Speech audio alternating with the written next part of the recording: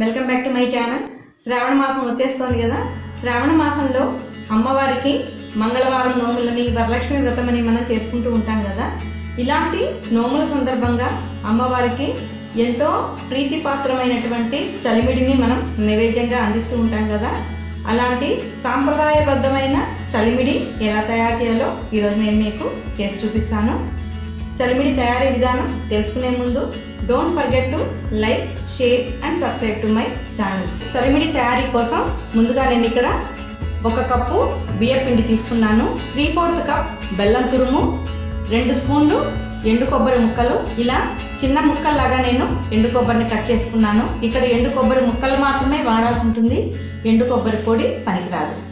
అలాగే 3 స్పూన్స్ ఘీ తీసుకున్నాను. ఇక ఎలాచీ పౌడర్ మనం చలిమిడి తయారు చేసుకునేటప్పుడు వేసుకోవచ్చు. సో నెక్స్ట్ ప్రాసెస్ చూసేద్దామా. చలిమిడి తయారీ కోసం ఇలా మందంగా ఉండేటువంటి బాణలు మనం ఒకటి హీట్ చేసుకోవాలి.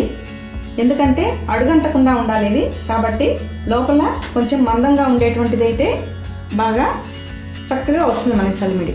ఇప్పుడు ప్యాన్ హీట్ ఎక్కింది. ఇందులో 1 స్పూన్ నెయ్యి వేస్తున్నాను. ఇందులో మనం ముందుగా తీసుకున్న ఎండు కొబ్బరి ముక్కల్ని కొంచెం వేసి వేయించి పెట్టుకోవాలి నెయ్యిలో.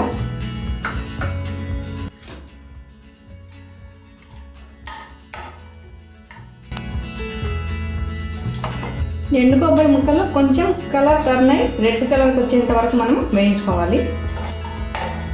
ఇప్పుడు మనకి ఇవి పర్ఫెక్ట్గా వేగిపోయినాయి. ఇవి మనం వేరే కప్పులోకి ట్రాన్స్ఫర్ చేసేసుకుందాం. ఇప్పుడు ఇదే ప్యాన్లో మనం ముందుగా తురిమి ఉంచుకున్న బెల్లాన్ని వేసాను. అలాగే 1/4 కప్ వాటర్ కూడా యాడ్ చేశాను.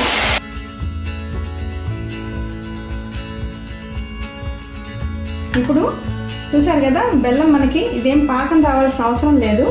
మనం ఇలా జస్ట్ ఇలా గట్టితో ఇలా జార్చినట్టు చూస్తే మనకి చివర్లో కొంచెం జస్ట్ స్ట్రింగ్ లాగా వస్తుంది కదా, అలా వచ్చేస్తే ఇంకా మనకి సరిపోయినట్టే పర్ఫెక్ట్గా. ఇప్పుడు మనం ఇందులో రైస్ ఫ్లోర్ యాడ్ చేసుకుందాం. రైస్ ఫ్లోర్ వేసుకుంటూ మనం బాగా మిక్స్ చేసుకోవాలి. చూసారుగా మనకి ఇక్కడ ఇలాగా గట్టిగా వచ్చేసింది. ఇప్పుడు 1/2 స్పూన్ ఎలాచీ పొడి వేసాను. అలాగే మిగిలిన ఘీ అంతా కూడా మనం ఇక్కడ యాడ్ చేసేసుకోవాలి. బాగా మిక్స్ చేసుకోవాలి. అంతే, రెడీ అయిపోయింది చలిమిడి. ఇక్కడ నేను స్టవ్ ఆఫ్ చేసేసాను.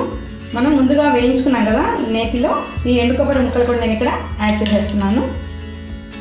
ఇప్పుడు మనం డిష్ అవుట్ చేసేసుకున్నాం. ఇంకా ఇక్కడ సర్వింగ్ బౌల్లో నేను కొంచెం అడుగున ఘీ రాశాను. దీని వైపు మనం తీసుకుందాం.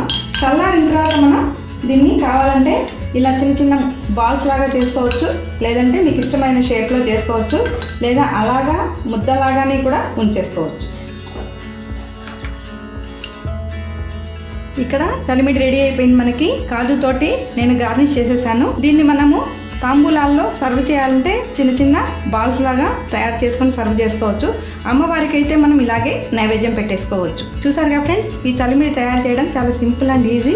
దీన్ని మీరు కూడా తయారు చేసుకోండి. ఎలా వచ్చిందో కామెంట్స్లో నాకు షేర్ చేయండి. ఈ శ్రావణ మాసంలో అమ్మవారికి ఈ చలిమిడిని నివేదించండి. అందరూ ఆయుర ఆరోగ్య ఐశ్వర్యాలను పొందండి.